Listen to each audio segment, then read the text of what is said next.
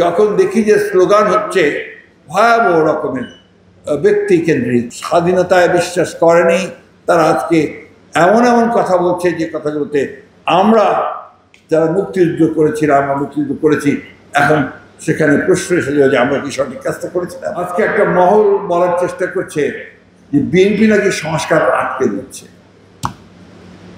এটা সঠিক নয়, কারণ বিএনপি প্রথম সংস্কারের বিষয়টা উপলব্ধি করে, রাষ্ট্র কাঠামোর যে পরিবর্তন দরকার সেটা উপলব্ধি করে।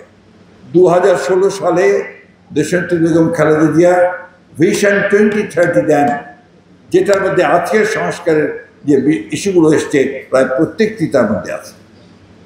2007 সালে আমাদের নেতা জনাব তারেক রহমানের নেতৃত্বে আমরা প্রথমে 27 দফা, তারপর আমাদের যুগপৎ আন্দোলনের সঙ্গে যারা শরিক আছেন, এখানে অনেকেই আছেন, আমরা সবাই মিলে 31 দফা আমরা সংস্কারের কর্মসূচি আমরা দিই।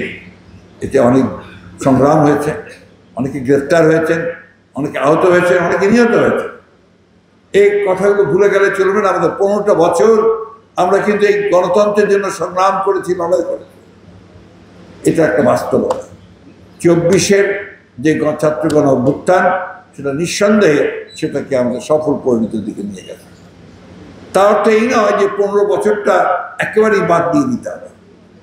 সেই 15 বছরকে অবশ্যই এই সংগ্রামের মধ্যে নিয়ে আসতে হবে। আজকে শুনতে উদ্বিগ্ন হই, অত্যন্ত উদ্বিগ্ন হই যখন দেখি যে স্লোগান হচ্ছে ভয়াবহ রকমের ব্যক্তিকেন্দ্রিক, অশালীন, শিষ্টাচার বিবর্জিত স্লোগান দিচ্ছে আমাদের কিছু কিছু মহল। এখন যখন দেখি যে যারা 1971 সালে স্বাধীনতায় বিশ্বাস করেনি, তারা আজকে এমন এমন কথা বলছে যে কথাগুলোতে আমরা যারা মুক্তিযুদ্ধ করেছিলাম, আমরা মুক্তিযুদ্ধ করেছি, এখন সেখানে প্রশ্ন এসে যায় যে আমরা কি সঠিক কাজটা করেছিলাম। অত্যন্ত সুপরিকল্পিতভাবে, যে খসরু সাহেব বলেছেন, আমি সেটা রিপিট করতে চাই না, একটা চক্রান্ত চলছে যে কিভাবে বাংলাদেশের নির্বাচনটাকে ব্যাহত করা যায়, পিছিয়ে দেওয়া যায়, আরও সময়টা ক্ষেপণ করা যায়। আমরা খুব দায়িত্বহীন কণ্ঠে বলতে চাই, আমরা অত্যন্ত আশাবাদী। লন্ডনে আমাদের প্রধান উপদেষ্টা এবং আমাদের প্রধান চেয়ারম্যান তারেক রহমানের সঙ্গে যে আলোচনা হয়েছে, সেই আলোচনার মধ্যে আমরা দেখেছি যে ফেব্রুয়ারির মধ্য সময়ে নির্বাচনের সম্ভাবনা আছে। এটাকেই আমাদেরকে বাস্তবায়িত করার জন্য অন্যান্য দলগুলোকে সবগুলোকে মিলিয়ে এগিয়ে যেতে হবে।